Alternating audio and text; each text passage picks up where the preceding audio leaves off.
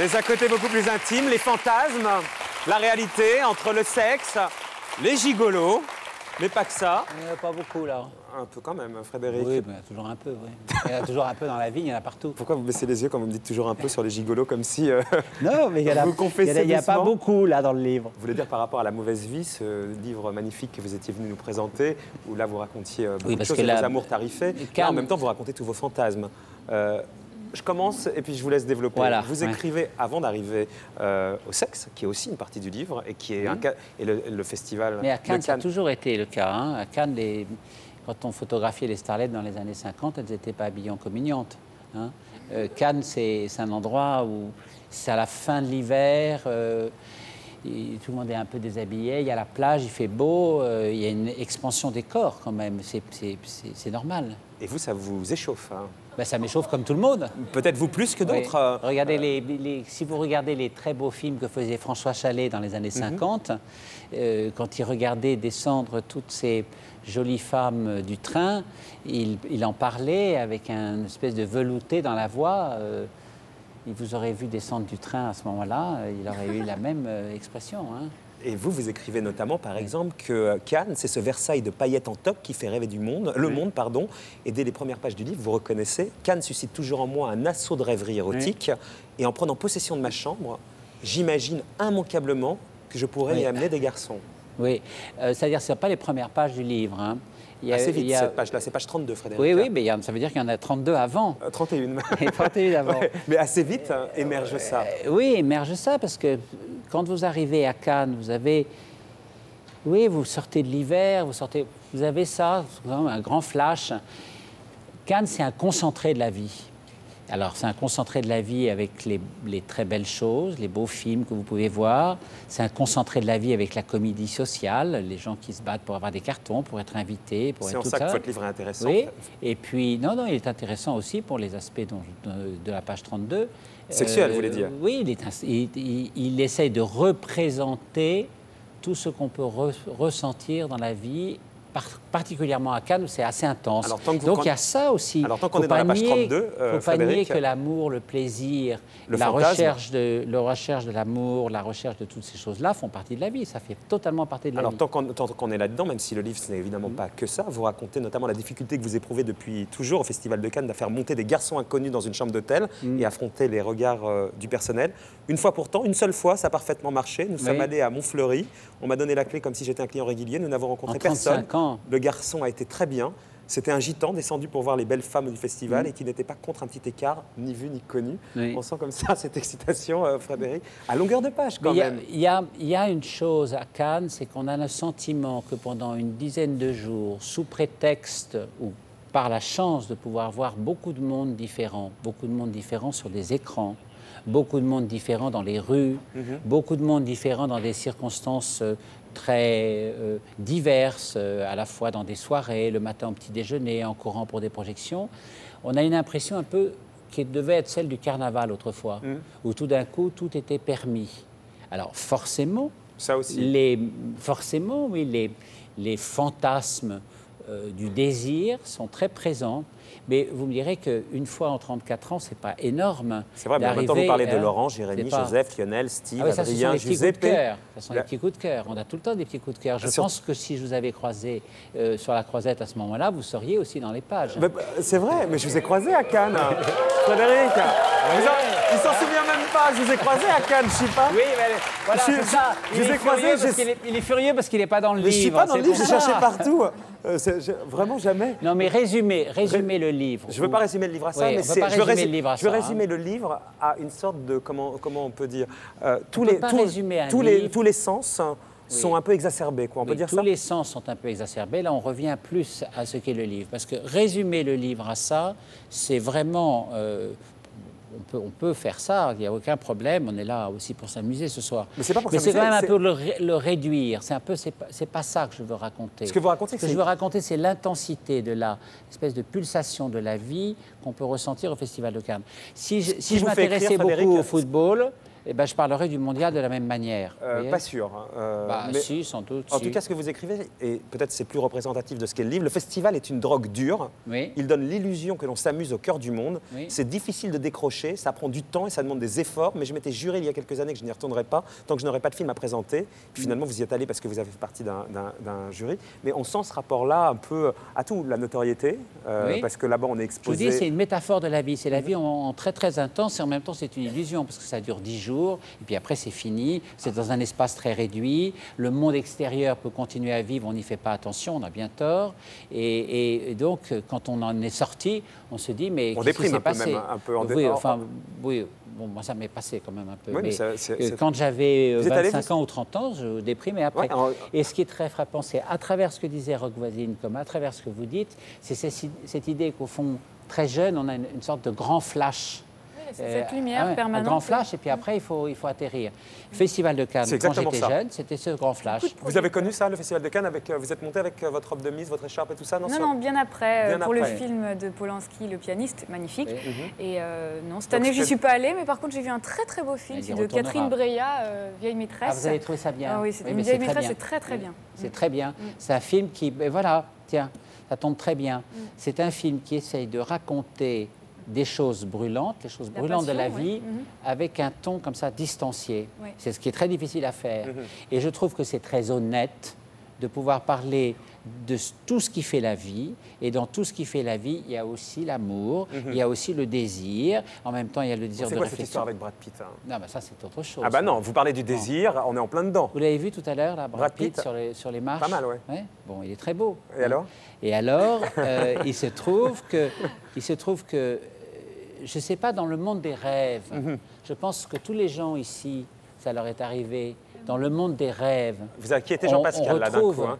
Mais je vais peut-être un jour rêver de Jean-Pascal, ça ne m'est pas encore arrivé, mais Ça va être à vous dans un instant, ça va peut-être Jean-Pascal. Le temps de arriver. vous surprendre. Regardez-moi, Jean-Pascal. Vous me direz si c'est un rêve plaisir ou pas. Ah ben, si je rêve de vous, ça sera forcément agréable. Ça sera peut-être pas agréable pour vous, mais ça sera agréable pour moi, en tout cas.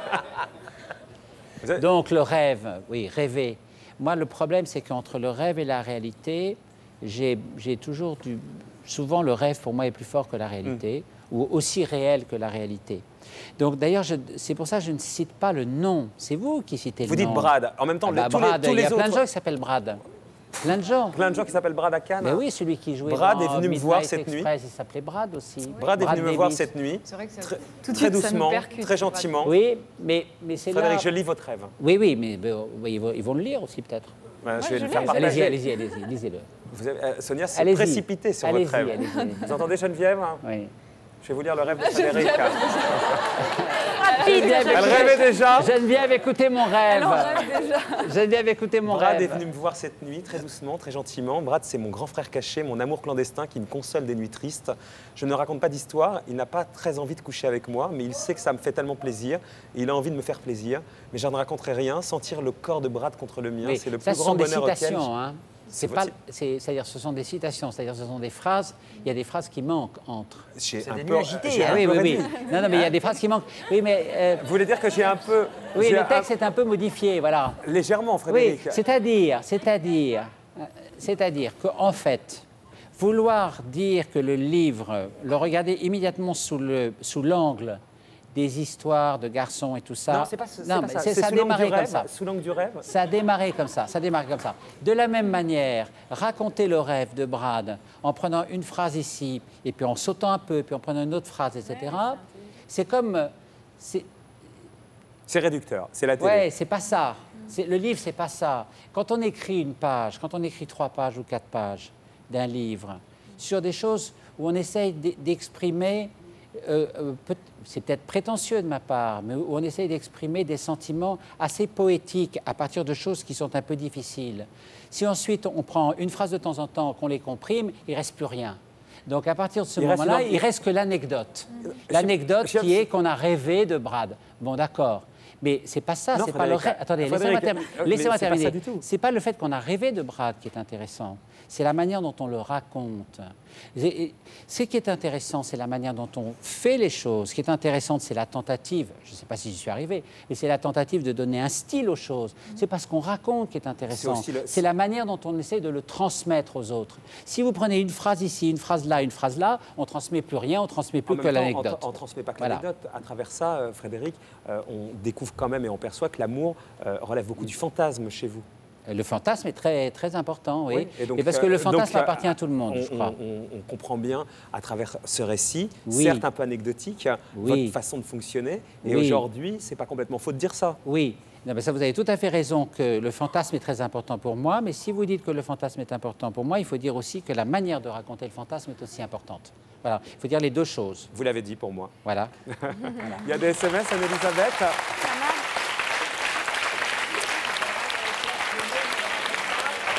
C'est pour la prochaine émission.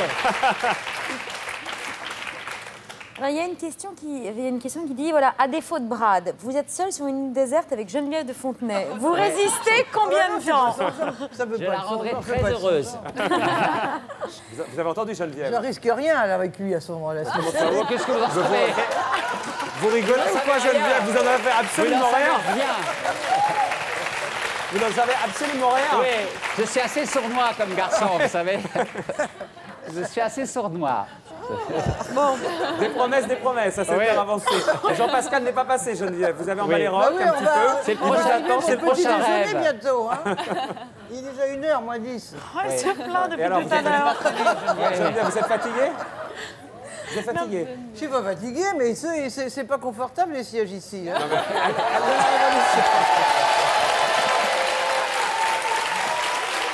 Elisabeth, autre chose?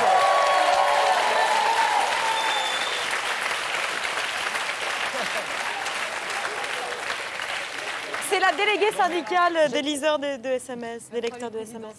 Geneviève, on se la fait cette île déserte. On se la fait cette île déserte ou pas? Non. Normal, ça marche pas, elle en veut pas. Ah, vous en voulez pas? Geneviève, c'est vous qui... Fais-moi. Geneviève, fais-moi rêver, enlève ton chapeau. Ouais, mais Elisabeth, parce que le livre... Je ne voudrais pas réduire le livre de Frédéric, comme il a si bien dit, à de l'anecdotique. C'est à travers l'anecdote, souvent révélatrice, et un style pour la raconter. On comprend les états d'âme, on comprend les hauts, on comprend les bas, et on comprend une micro-société et la façon dont vous vous inscrivez dans cette micro-société. C'est ça le livre. Voilà. Allez, Elisabeth. Et toutes les phrases qu'il n'a pas pu dire, c'est que ça fait un livre. Alors, voilà. Merci Geneviève. Vous me ferez une note, Geneviève. Je la lirai attentivement. Une question plus sérieuse, Frédéric. Comment votre famille a vécu la publication de votre premier roman? Bah, ma famille a C'était vécu la mauvaise vie. La publication du premier roman très bien. On est entre adultes. Je pense que le premier livre était... Ça a l'air un peu prétentieux, mais c'était de la littérature, ou du moins un essai de littérature. Et quand vous essayez de faire de la littérature sans tricher, à ce moment-là, c'est acceptable. Vous savez, on ne fait pas des livres avec des bons sentiments. On fait des livres avec des sentiments vrais et qu'on essaye de transmettre à peu près honnêtement et avec, si possible, les mots justes. Quand vous avez fait tout ce travail, l'anecdote, on y revient, l'anecdote n'a pas tant d'importance. C'est la manière dont vous en faites quelque chose qui est important. Mais vous disiez quand même... Donc ma famille a accepté très bien. Pas tout le monde, Frédéric. Vous disiez donc dans ce livre, vous racontiez la découverte de votre homosexualité, cette façon de... Il n'y a pas que ça, oui. Oui, d'accord. Il y avait beaucoup ça. Il y avait aussi cet amour fantasmé aussi, ces voyages à l'étranger, en Thaïlande, où vous alliez avoir un amour tarifé. Vous racontez, j'ai lu ça dans la Tribune de Genève, qu'une de vos tantes avait brûlé le livre. Oui, donc toute la famille n'a pas trouvé ça formidable parce que vous l'avez bien raconté. Elle l'a acheté, elle l'a brûlé, comme pendant l'Inquisition. Et en même temps, elle s'est beaucoup rapprochée de moi depuis, et je la vois beaucoup plus souvent qu'avant. Alors, donc, ça lui a quand même posé un problème, non pas d'avoir brûlé le livre ou de l'avoir refusé, mais le livre lui a posé un problème.